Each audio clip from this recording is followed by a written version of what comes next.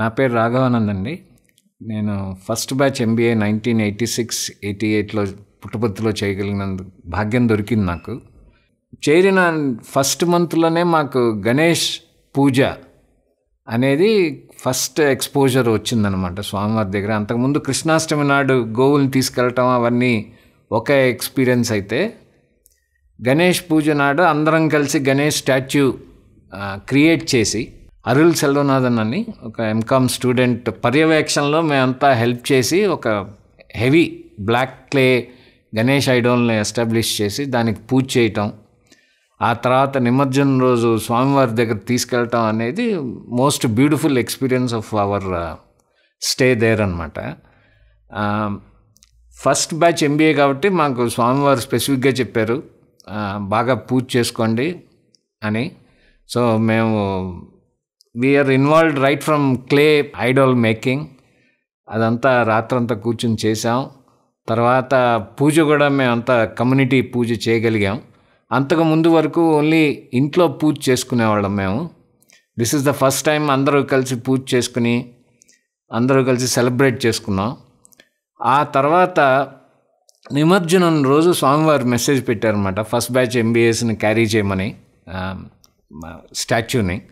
So మేము అక్కడ పూజ చేసి ఐడోల్ని ఎత్తుకుని ఒక 20 మంది 30 మంది almost we carried to the Mandir అనమాట.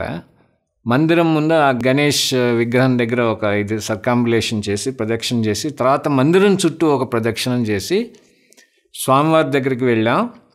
స్వామివారు చాలా క్లీన్గా మమ్మల్ని ఆ విగ్రహాన్ని ఇండివిజువల్గా చూసి దాదాపు ఆల్మోస్ట్ 10 minutes మేము అక్కడే నుంచున్నాం స్వామివారి దగ్గర. ఆ తర్వాత స్వామివారి పర్మిషన్ ఇవ్వగానే మేము అది తీసుకుని నిమజ్జనం చేసి వచ్చాం అనమాట.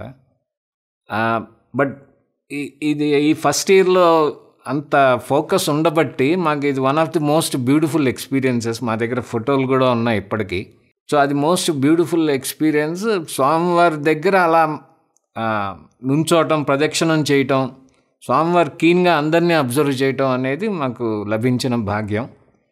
ఆ తర్వాత కూడా స్వామివారు స్పెసిఫిక్గా చెప్పారు మాకు, ఈవెన్ వర్క్ డే స్టార్ట్ చేసేటప్పుడు కూడా వినాయకుడి శ్లోకాలు చదువుకుని స్టార్ట్ చేస్తే మీకు నిర్విఘ్నంగా పనులన్నీ సాగుతాయి, మీ పనులు మీరు సక్రమంగా నిర్వర్తించగలరని స్వామివారు చెప్పారు.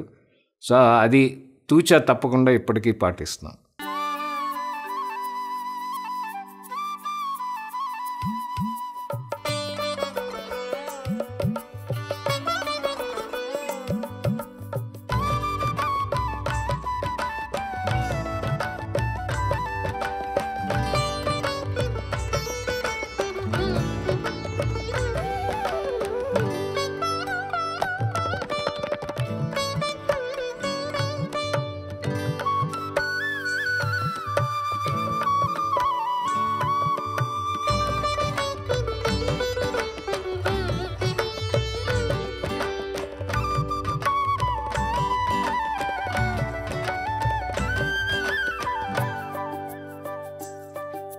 गजानना श्री गणराया आदि